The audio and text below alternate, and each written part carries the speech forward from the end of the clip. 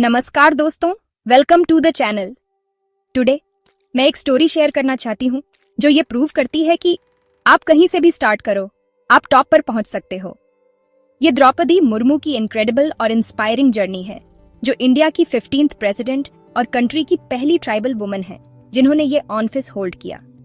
चलो 1958 में वापस चलते हैं। ओडिशा के उपेरबेड़ा नाम के एक छोटे से गांव में द्रौपदी का जन्म एक संथाली ट्राइबल फैमिली में हुआ था।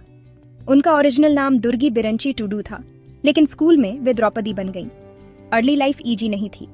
उन्होंने अपने गांव के स्कूल में पढ़ाई की और सिर्फ 5 साल की एज में वे बेटर एजुकेशन के लिए भुवनेश्वर चली गईं। उन्होंने गेयर्स हाई स्कूल यूनिट 2 से अपनी हाई स्कूल की पढ़ाई पूरी की और फिर रमा देवी वुमन कॉलेज से बीए किया। द्रौपदी अपने गांव से पहली वुमन थी जिन्होंने यूनिवर्सिटी डिग्री हासिल की थी। उन दिनों में ये एक बिग डील थी। 1980 में उन्होंने श्याम चरण मुर्मू से शादी की, जो एक बैंक ऑफिसर थे। उनके 2 बेटे सिपुण और लक्ष्मण और एक बेटी इतिश्री थे।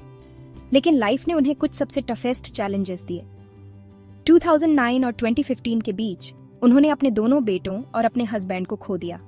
उनकी माँ और भाई भी उसी समय के आसपास गुजर गए।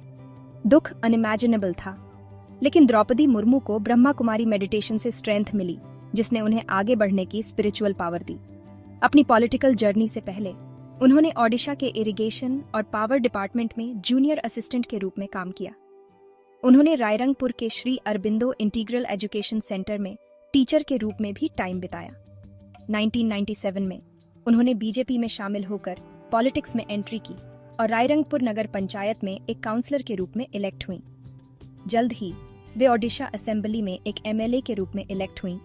2000 से 2009 तक 2 टर्म्स तक सर्विस दी।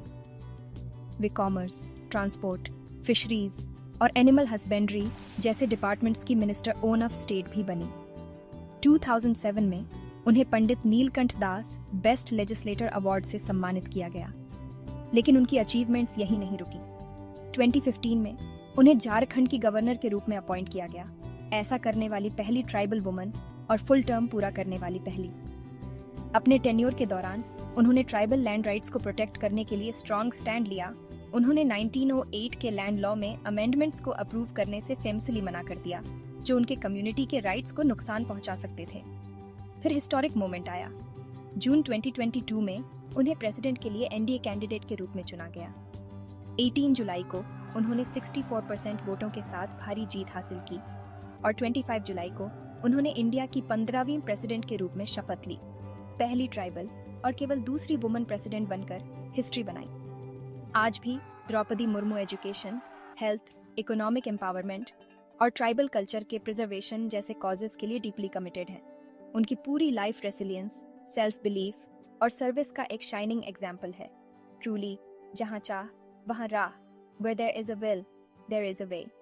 अगर आपको उनकी स्टोरी उतनी ही इंस्पायरिंग लगी जितनी मुझे लगती है, तो इस वीडियो को लाइक और शेयर करना ना भूलें।